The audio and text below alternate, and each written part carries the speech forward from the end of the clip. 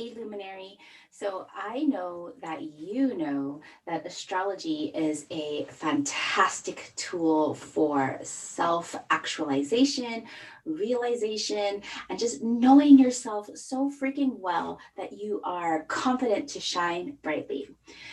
And astrology is just one of many of these star wisdom tools that are out there today that help us really step into our fullest potential.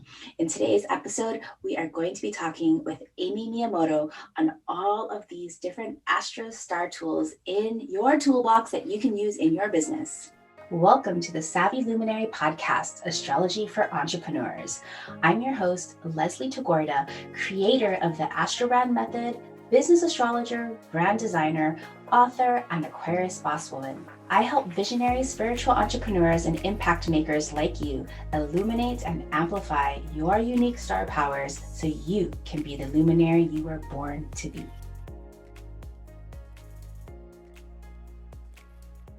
So about 4 years ago, when I was just dipping my toes into bringing astrology into my business, my bookkeeper of all people said, "Hey, you need to know this woman, Aime Miyamoto. I think you would have a lot in common." So we connected over Facebook many years ago, and it's just kind of been like, we haven't yet met in person. She's in San Diego, I'm here in San Francisco, but it's almost been just like love at first sight in terms of just loving what each other does with our businesses and using astrology in our businesses. And I really just look to Aime as not only as a peer, but also a mentor. If you are a coach or an advisor or a teacher, we all have people that also teach us. And Aime Miyamoto is one of those people. So Aime Miyamoto, she is an expert in human design as well as astrology. And she loves working with creative change makers, CEOs who are here to make a big impact in the world with their transformational businesses. And she loves helping guide them to live and lead with more ease and flow on their own terms. Obviously, I am one of Amy's clients. I see her regularly as I am actually one of her Aquarius ideal change maker clients. I just love chatting with Amy. And so with her chart, astrologically, she is a pioneering Aries sun, an original Aquarius moon, and oh my gosh, a creative Leo rising. I hope you love this woman as much as I do. In this kind of long conversation, we are going to be diving into astrology and human design for business, and that kind of intersection of when might you use one versus the other for self-realization and leading in your business with more ease. Again, this is a little bit of a longer conversation just because we love geeking out. So I hope you enjoy it as much as I do. And Amy will also be dropping some helpful tools on gene keys, which is another extension of some astro wisdom based on human design. Human design is a compilation of astrology and some chakra systems, the Kabbalah system, as well as the I Ching. It's a lot of different modalities put together, but it works so well. In the very beginning, when I first started working with Amy, and I had asked her that big question, what is the difference between astrology and human design? And she gave me this definition that I still use today, where astrology is all of our potential. It's like the map that we were given to, the energies that we were born into, just kind of this grand story we get to live in, where human design is more of that embodiment, the vehicle that we are given, our bodies, to navigate that map. And so knowing and using both of these tools for different reasons are very helpful in one's business. I am a firm believer and love working with both of these modalities. So I hope you enjoy listening to this conversation with Aime Miyamoto, where we talk about the intersection of human design and astrology.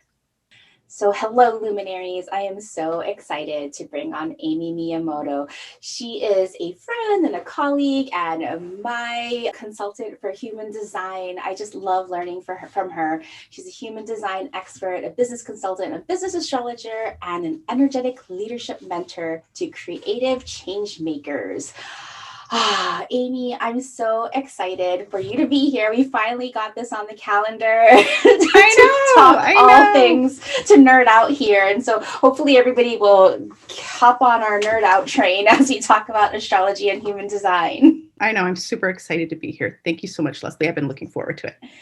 Wonderful. So, I have so many questions about your expertise. I mean, Hmm. I love taking classes with you.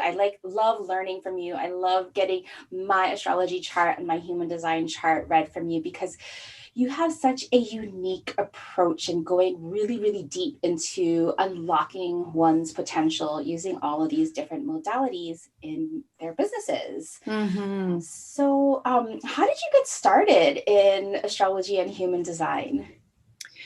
Well, that's a great question. And I think,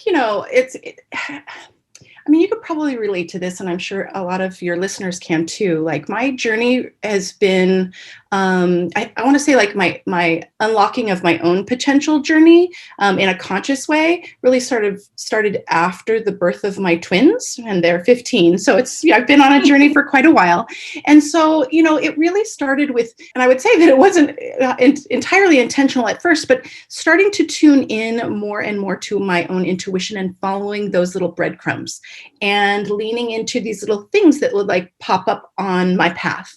And so astrology was one of those things that popped up on my path. And, I think it was like, I remember being nudged to get like my very first reading. And it was even like in a report format. And there was just something about it. I can't even remember why, but it was just one of those things like, go do this. Okay, I'll go do it. And I remember reading it, and there was something about it that was just, it was like mystically familiar, and I Yes. couldn't explain it.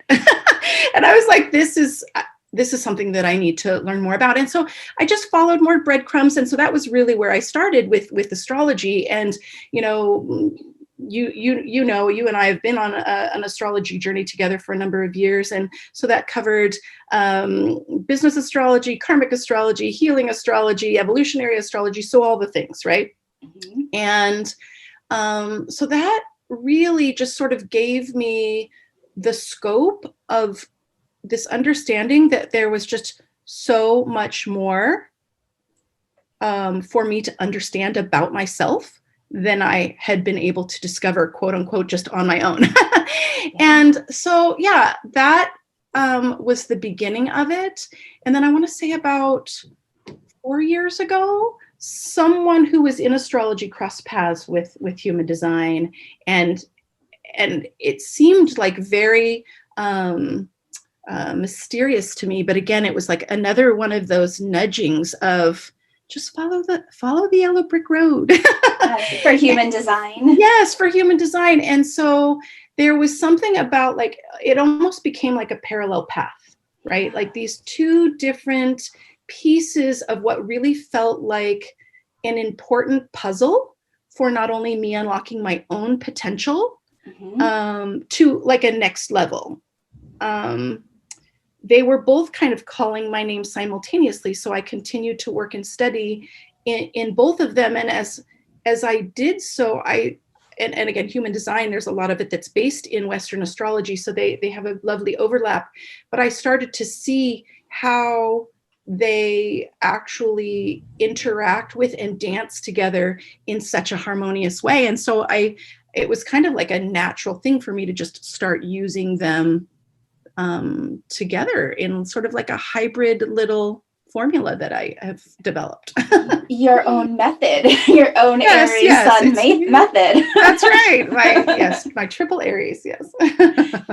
So curious for those who maybe for those listeners who have never heard of human design, could you give us a little recap of exactly what human design is and how it's different from astrology?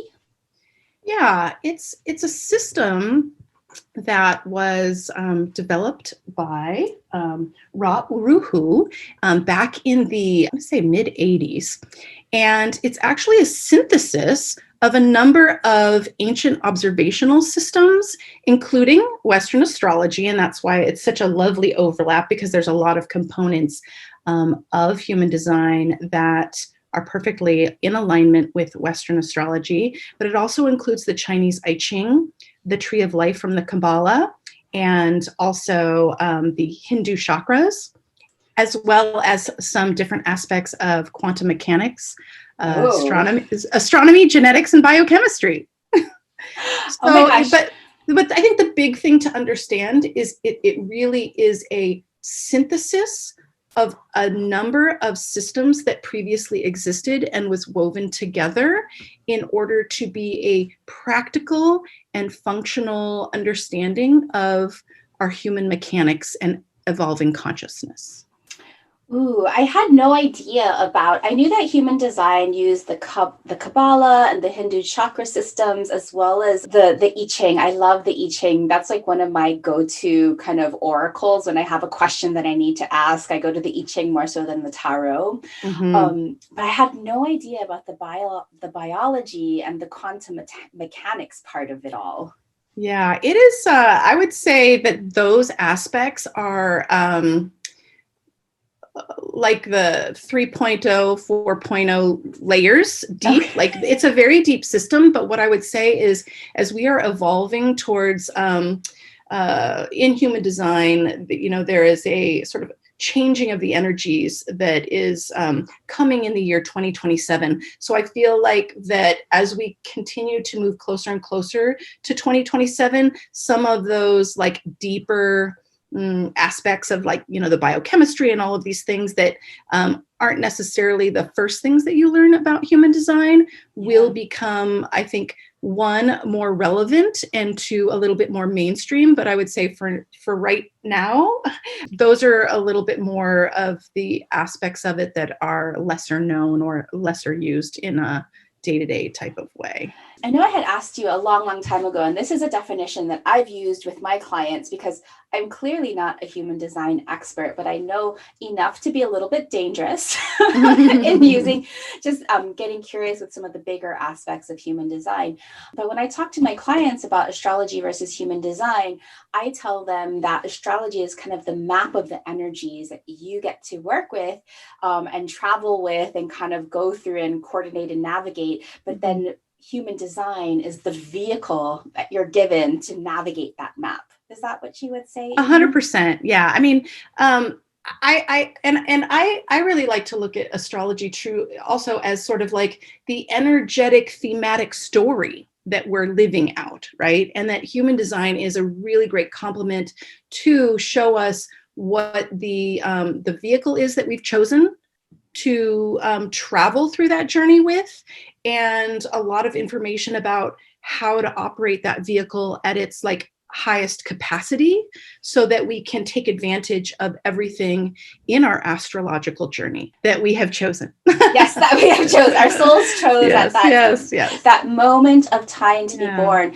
which actually brings me to a really great next question. Because so in astrology, when I'm teaching astrology, and I mentioned the rising sign, and I was like, this is the time, the specific time that your soul Mm-hmm. chose to be born from this place and time on Earth. And you have your whole imprint at that time. But when you get your human design chart, it's a little bit different. You have your birth time, which is that your Mm-hmm. personality design, Mm-hmm. or Mm-hmm. and Yep, then exactly. that's like 5 months before. Can you tell us It's about 88. It's 88 days. 88 88 days. days? Yeah. So So what you're describing is so, and again, if we were visual, we would have a chart of this. But yes. yeah, so with a human design chart, the part that is very similar to our astrology natal chart is the part that's called the conscious personality or mind side. And on a chart, you would see all of those planets and numbers written out in black. Okay, so that's really the conscious part of us that we are aware of, so that when we actually look at our natal chart and we talk about our, our sun in the 6th in Libra, and that means this, and we have that recognition of, oh yeah, that feels like me, and I, can recount different times in my life where I've seen that up and running. So that's really the conscious part of us. But there's another part, and I'll keep this simple, that is called the design, the unconscious design or body side. And that really is a totally separate aspect that is calculated 88 solar days prior to your exact moment of birth. And that really is a different configuration of what your actual body vehicle is doing. And that whole piece, which is really kind of interesting, is completely unconscious. Right? So it is not something that we can figure out from our mind.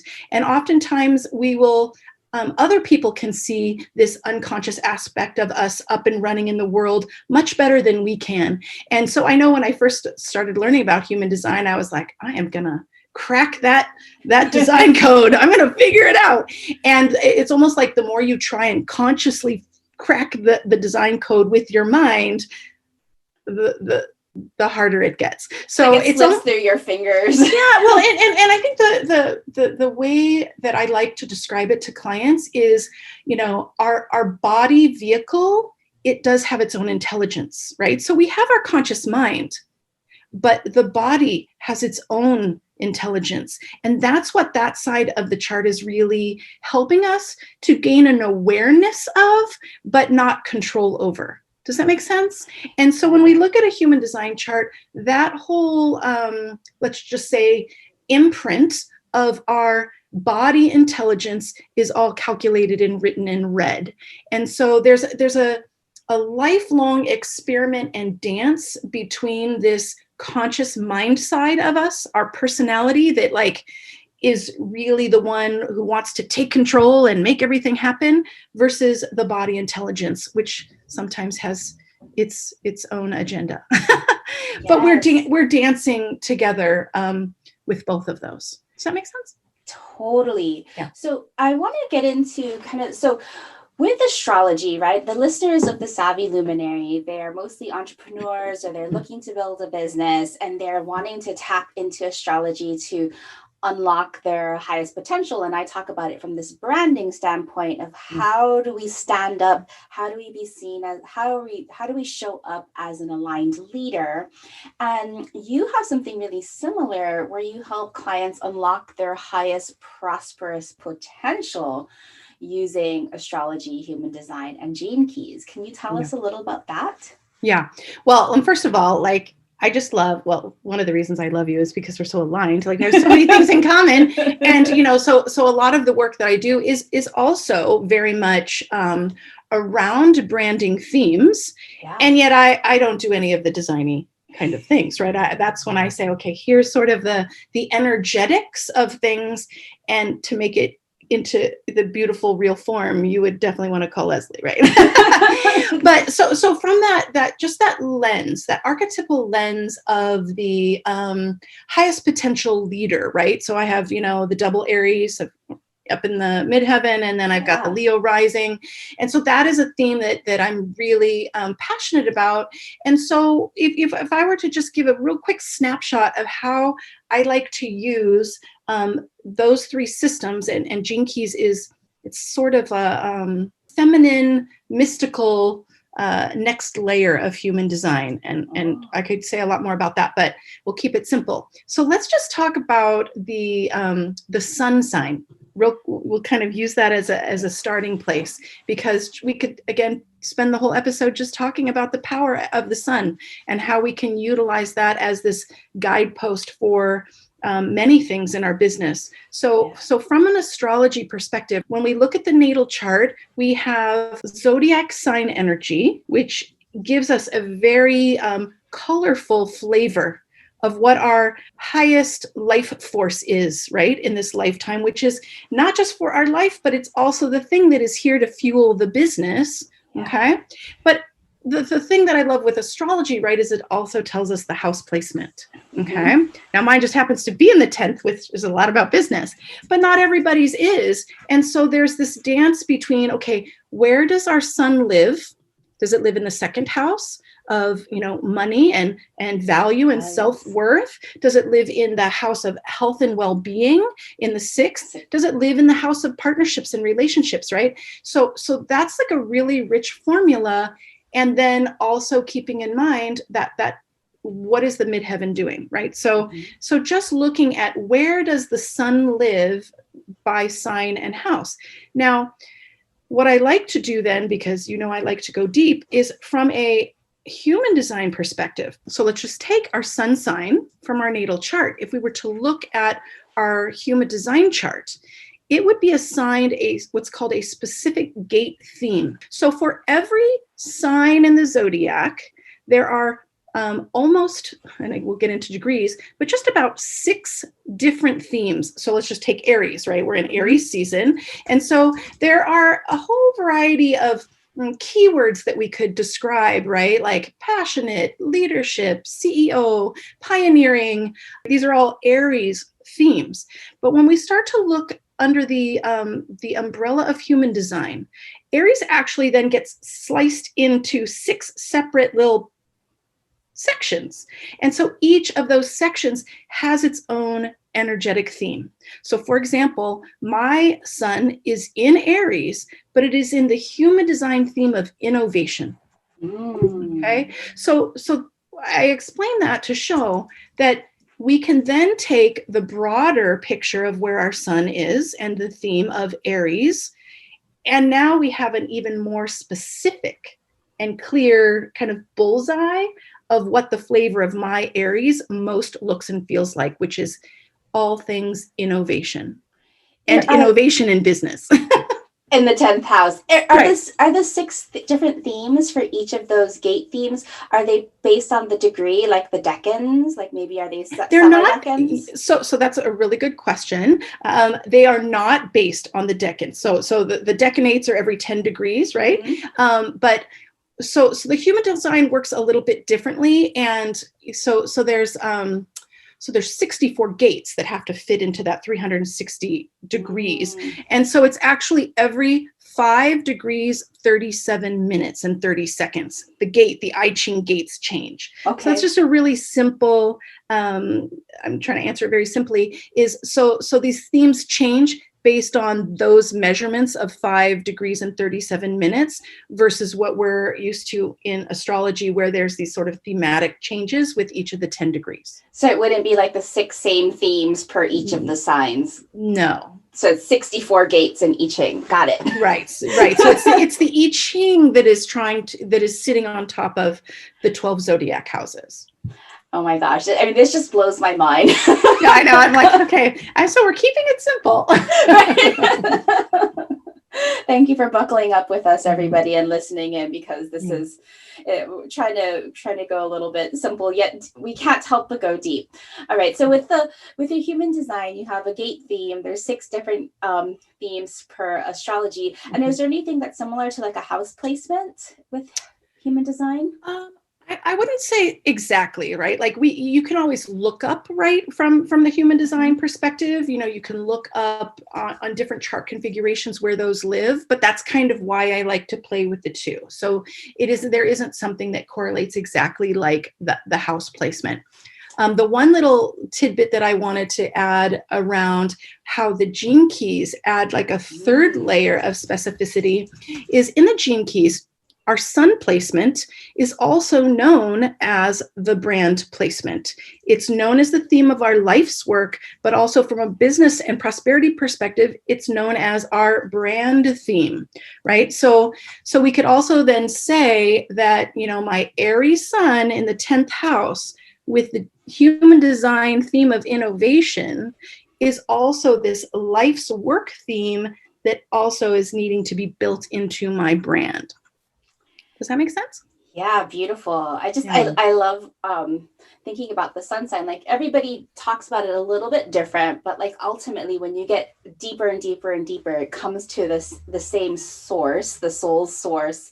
in terms of, I like to talk about the sun sign in terms of what is our creative force? Like, what are we here to do that nobody else can do exactly like us? So, That's exactly right. And so when you look at it from that human design perspective, and knowing that like the conscious sun, or the personality mind sun, is like the most prominent energy in the whole chart. So if you were only really being able to look at that one piece, it's that big a deal, right? So it really is the majority of that life theme energy, which correlates to, what you said. yeah, what's so interesting, I know I've given some astrology readings, astrobrand readings lately to some other professional astrologers, and we'll spend like the whole hour talking about the sun sign, which you wouldn't think that you would spend like a whole hour talking about something like so basic, but it's such a huge part of one's energetic makeup. It's like the solar system, it's the energy source of one's being. From a human design perspective, one of the elements or themes for me that is, a super important part of my design is this idea of energy and vitality, right? So when we're talking about the importance of the role of the sun in each of these different lenses, and I like to think of them, astrology, human design, gene keys, all as different lenses to be able to look at the same unique, multifaceted diamond from different perspectives. Mm-hmm. So, but this idea that if it is truly this creative life force, headquarters of who we are and what we're here to do, if we are not consciously attending to that energy and nourishing it in a conscious way, both in the ways that we choose to design our life and lifestyle, as well as our business model, then it sets us up for some, let's say, less than sustainable issues in our business long term. So it really is, if you think about it, it's truly the furnace, right, that fuels our business sustainability and prosperity. It's that big a deal. All of that creative fuel, got to get it to burn sustainably. So if anybody had a question, like for example, if they hadn't had their human design chart read before, where could they go to get their chart, and what are like a few key concepts that they should be looking at? It's a great question. I think one of the easiest places to go is jovianarchive.com, or they can go to geneticmatrix.com, and you can get free human design charts from both of those locations. You just need the exact same information as you would to get a natal chart from, say, astro.com. And I think what comes to mind as like the most foundational place to start with human design is really understanding what is your design type. Okay. So there are so many different things that we could talk about, but everything starts with what energy type you are. And then the second thing that I would say is learning more about what your unique decision-making strategy is. So for example, why is this so important? Because and there's 5 different energy types. Okay, there's manifester, and there's 2 different kinds of generator energy. There's what's called a classic generator and a manifesting generator. Then there's the projector and the reflector. So there's 5 different energy types. And when we're using that vehicle analogy, it's like they're all different models of vehicles, and they operate in very different ways. And so even if you had 2 people that were born with the exact same natal chart, but they had, one was a manifestor and one was a projector, they would need to be consciously driving through that journey of the natal chart adventure in very different ways, right? Because they're completely different vehicles.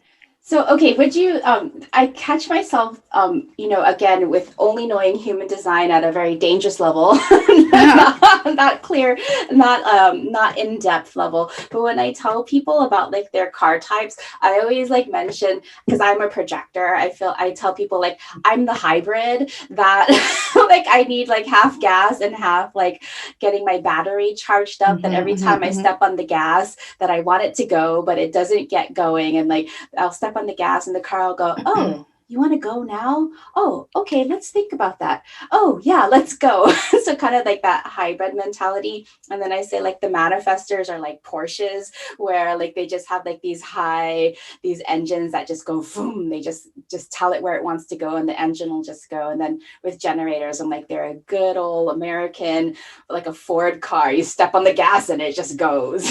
Yeah, that's pretty accurate. I think the one caveat that I would add is that there's only two types that are what I would call consistent energy types, which means they have, in human design, we have 9 different energy centers. And the one that's, sort of the consistent energy center is called the sacral center. And so the generator and the manifesting generator, they have that energy center, what's called defined. It's consistent energy. And so those two types are kind of like they're known to be the workhorses because they have connection to a consistent inner energy source. The other 3, including the manifestor, right, which, the sports car is a really good analogy, but knowing that it's really good for sprinting, not long distance, right? So it can sprint and go really, really fast, but then it needs to rest and recover and take a break. So it actually has quite a bit in common with the projector, knowing that there is this rest and renewal cycle that they need to honor. And then the reflectors also have that same kind of dynamic where they really need to become masters of managing and monitoring and assessing what their levels of energy are.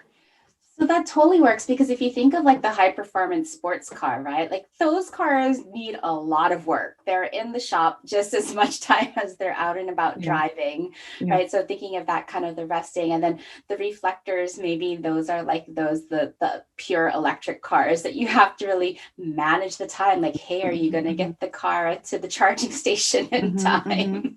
Yeah.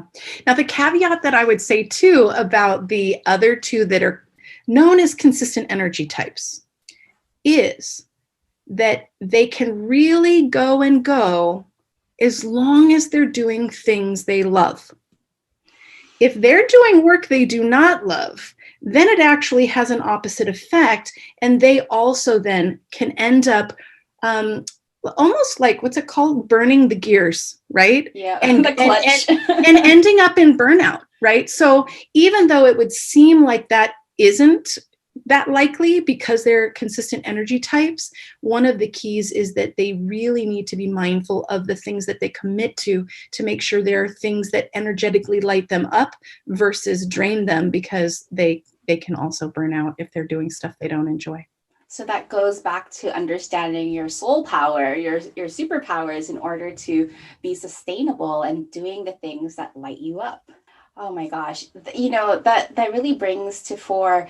I remember when I first looked at my astrology chart, I had put it down for a while, but I was at that place of almost burnout. Like, this, what I'm doing is not sustainable anymore.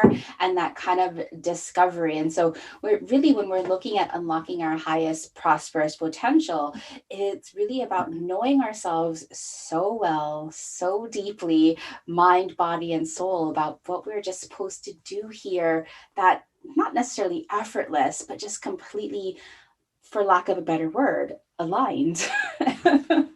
100%. And I mean, if you look at the greater, cultural context, right? Like, so many things are set up in this day and age to not support us being able to easily be in alignment with what our, I like to say, divine designs are.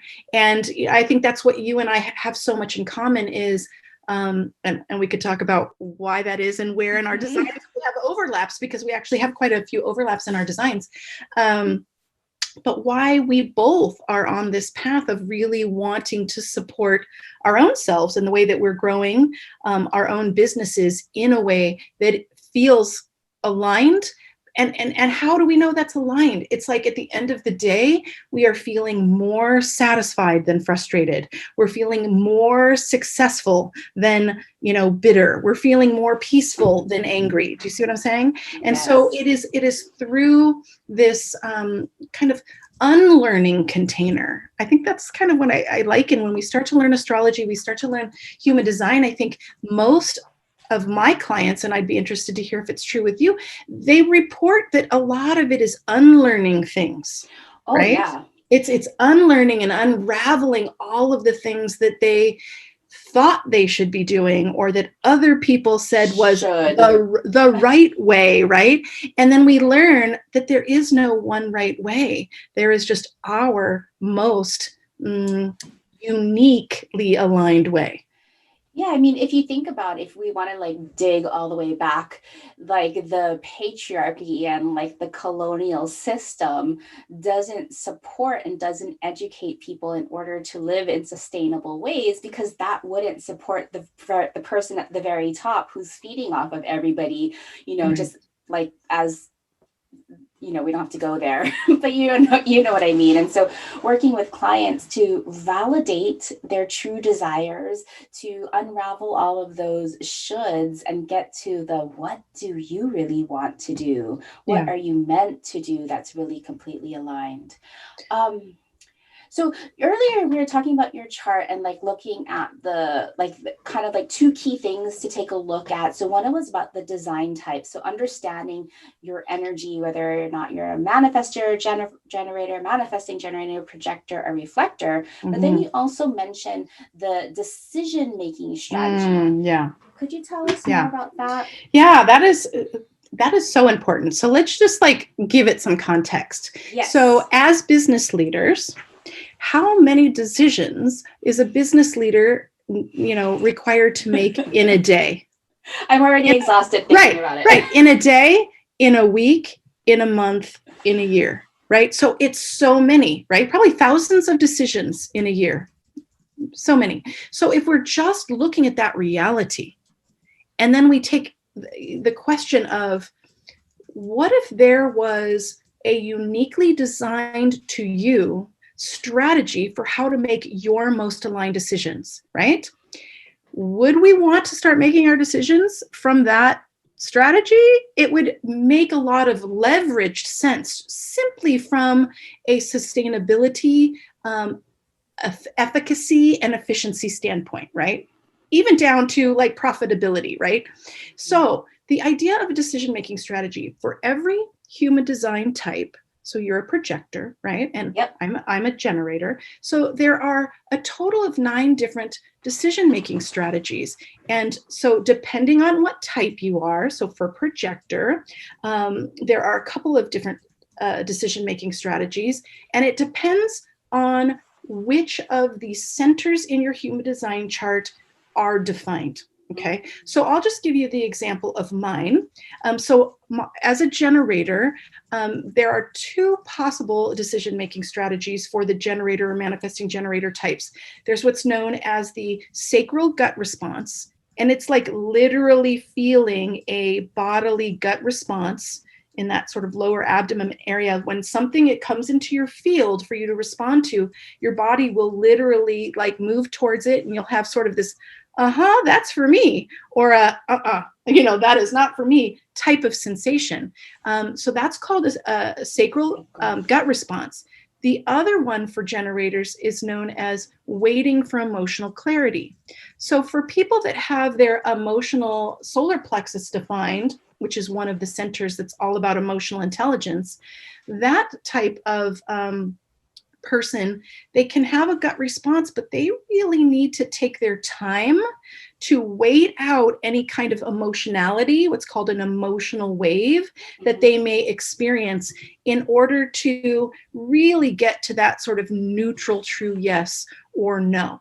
So that's just 2 examples. Well, and I wanted to just ask you, if you don't Yeah. mind, that when you learned your decision-making strategy, which is unique, right? This whole waiting for an invitation, waiting for recognition, but I think you might also have the emotional Yeah. waiting piece to it. So it's kind of like a 3-part decision-making strategy, right? Where you're waiting to be recognized, you're waiting for an actual energetic invitation, and then you have to tune into your body to see if it feels like an emotional yes or emotional no. Like, how was that for you when you first started practicing?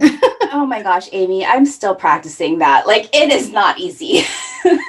Let's just say there are certain things about me that are very impatient, and have learning to wait is very, very difficult. And having so much fire and air, just like you, the emotional clarity, like, is I'm so impulsive. Like, I'll often find myself saying yes right away and then regretting it later and going, That's the key damn piece it. right there, right?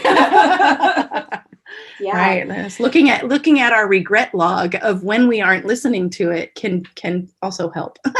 Totally. And I know that there's a lot of projectors listening here. That's just like one of the things. As a projector, I attract a lot of Mm-hmm, projectors. mm-hmm, mm-hmm. And there's your safe roll. Yeah, that's right. That's funny. If other people hear it more than me, but I did just make that noise. Nice. That's the pure indication. Mm-hmm. But yeah, the waiting, and how, and also kind of reconciling that with how do you create your own opportunities while you're waiting for the invitation. And so for me, learning to do that by just creating the content that I want to create, and then waiting for the invitations to come. And then on top of that waiting is trusting that no matter how long it'll take, the invitations will come. So did we cover everything that you wanted to talk about, like the strategies in terms, so if anybody looks, they have, there's 9 strategies to make decisions based on what centers are defined. Is there anything else that you wanted to kind of recap there? Well, I would just think, like, if somebody was interested in wanting to take, the very first sort of foundational integration steps with both, the astrology brilliance, unlocking their, astro chart brilliance in their business, and their human design brilliance, a couple of things, right? So it's the power triad that we love is really like, what does it take to unlock our sun, moon, and rising signs to the highest degree? Mm-hmm. And with human design, you can go, you start at the astro level, but then you can go like 2 or 3 layers deep with specificity and strategic impact, right? Based on those smaller themes or slices, right, of specificity. Then I would also say that knowing what energetic type of vehicle you're driving, right? If you're the leader, a CEO leader of your business, it's how are you maximizing your energy as a leader in every way, knowing your type, knowing your decision-making strategy, knowing which of the 9 centers you have defined, which means these are the energies that you run consistently, and those that you don't run consistently, that is where you might also look to wanting to be getting support. Like when it comes to hiring team members, that can be a very strategic way of knowing in that next step when people are starting to grow and they're starting to consider hiring team members, you're wanting to hire from a place that complements things in your design that you may not have as strong. Does that make sense? So I would say that, that is if people are keeping that little checklist of 5 or 6 things, they are really putting together sort of a 2 halves to a real power unlocking of prosperity potential whole. And there's way more to it, but that would be stage 1. That's so good for even for people who know their human design, just to recap and really dig in deeply into their type and their decision making and their defined energy centers on top of their astrology. Let's talk about, like, would you use astrology in your business, and when would you use human design, and when would you use them both? That's a good question. So the first thing that comes to mind in terms of astrology that I always use is when people, and it's funny because, and I don't know if you have this with different clients, like there's certain patterns, right? Like you have patterns with clients, but one of the patterns that I have, and there are certain things in my human design that are very much around the themes of divine timing and natural cycles of timing. And so I have a lot of people that are coming to me right when they're about to start a new creative cycle, or a really big life shift cycle. It's kind of uncanny how common that is. So what I would say that like is absolutely the first place I go for astrology is anything that has to do with timing and Yeah. transits and progressions and all of, I mean, I use a number of different timing techniques, as I'm sure you do too. Mhm. But that would be, it's more like when we were talking about the business growth game that's changing over time, and they're needing that counsel about like what's happening right now and what's coming up next. I think that's sort of the biggest thing that comes to mind. The other thing that comes to mind is when I like to look at unique relationships to the planets, right? So when we're looking at aspects, right? Because from a business perspective, there are certain planets that if they're in very close relationship or strong aspect relationship, there's going to be either opportunities for that to be capitalized on in a very intentional and focused way, or little heads up of challenges that they want to consciously be aware of that they can be troubleshooting, because those are energies that are sort of permanently, well, just say natal energies that are kind of in an ongoing challenge and growth dynamic, right? So it can be some of those themes where they see the same kind of growth theme happening over and over again. Mhm. So those are two big ones that come to mind right away, that So are for sure astrology first. divine timing and Yes. unique relationships to Yes. opportunities. The Love last it. one that I've shared with you, which is one of my favorite, is the co-creative harvest cycle. And that Yes. is, we could do a whole episode on that one, but I would just say for people that are unfamiliar with what that is learning to create your own annual creative cycle based on the exact degree of your rising sign. I It's love that you it's shared pretty that. fun. Yeah. I love that you shared that book with me, because before I grabbed that book, I had noticed already certain clients, every time their son was going through their fourth house, I'm like, why are you like, I was like, this is a time for private, like hibernation and like cozying up at Yeah. home and spending more time alone. And they're like, oh, you're right, every Yeah. year around this time of year I always need to do this. And I see those greater cycles, and it's really interesting to live into that and then have a book that says, oh yeah, here you go. These are the real things. And it totally changed my life. And every client I have shared it with tells me stories about how when they're aligning to certain things, just like this perfect Yeah. example of, when their natal chart fourth house theme comes around, these things are naturally unfolding. And I'll just say one more thing, which is kind of a funny tidbit, which is another very strong pattern. People literally call me up days before their 11th house, which is just this new visioning of the next year. And it's like, oh, maybe I should get a reading. I'm like, yeah, maybe, because your 11th house literally starts tomorrow. Yeah, my 11th house starts today, and I am so grateful, because like this harvest season was all way too much for me. But isn't that uncanny? I mean, it's like, so even if you're not consciously running that cycle, it's still running you. It's still running you. Yeah. And for everybody listening, the book that we're talking about is called The Book of Houses, and I'll have a link in the show notes, by Robert Cole and Paul Williams. Of course, two men wrote this book. Wow. So when we talked earlier about when would you use astrology and when would you use human design, so we covered the astrology part, but now we're like your analogy about layering the different layers of cake. So tell us about when you would use human design. Okay. Human design for me, in addition to all the things that the natal chart can show, it really is unlocking with really deep specificity what the unique genius is of the business leader.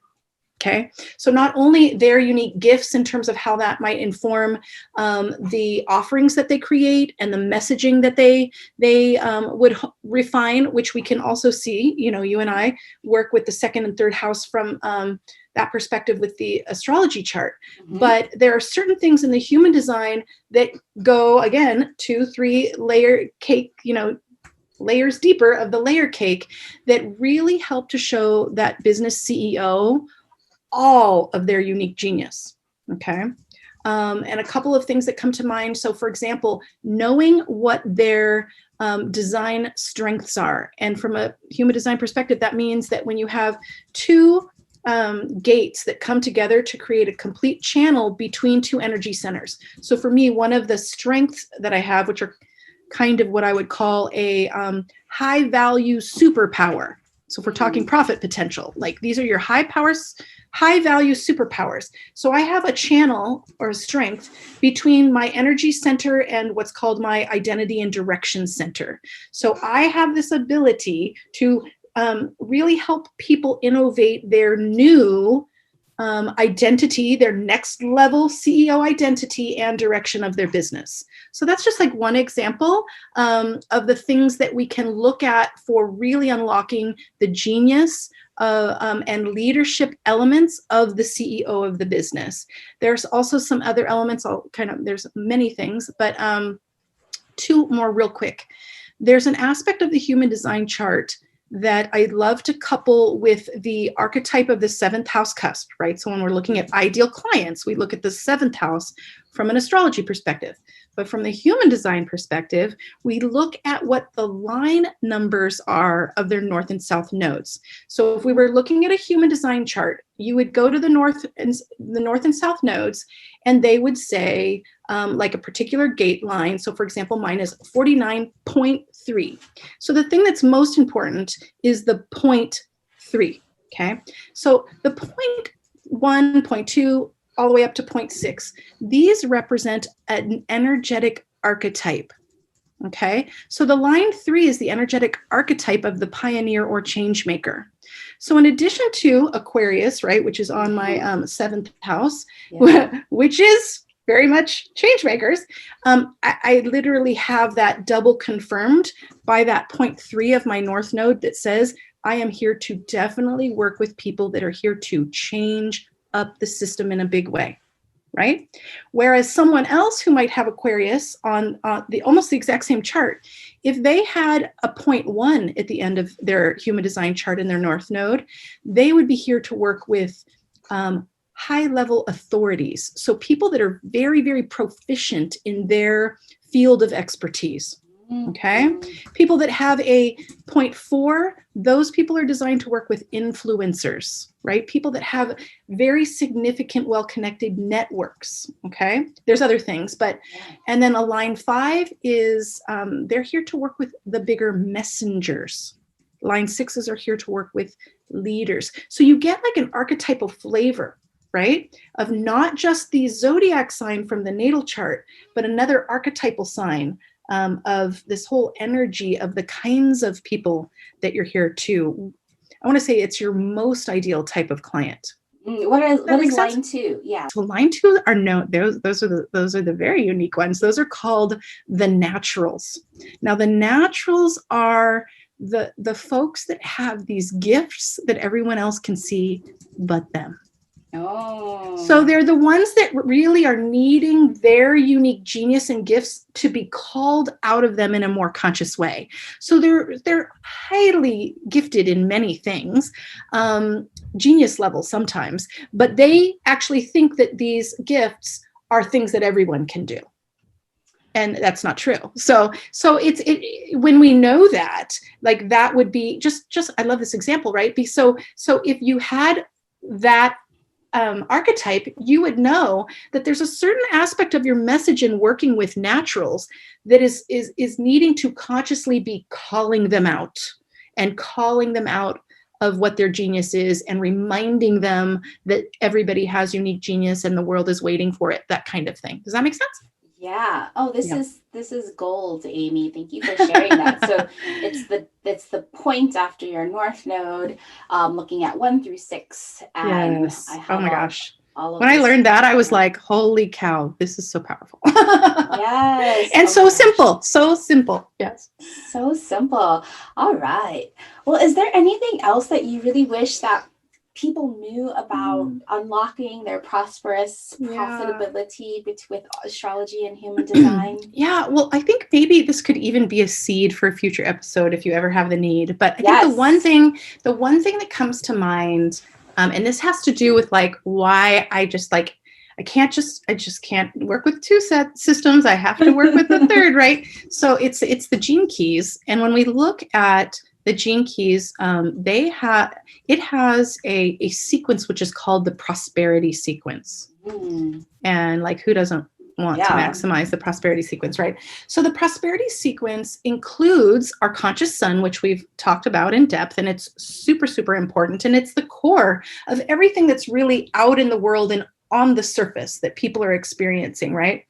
In addition to our rising sign, right? Was that really brand signature. But it also has a couple of other elements, which are known as your vocation energy. And so I'll just plant some seeds, and we may not have time to go in depth, but so our vocation energy is actually the placement of our unconscious Mars in our human Oh, design chart.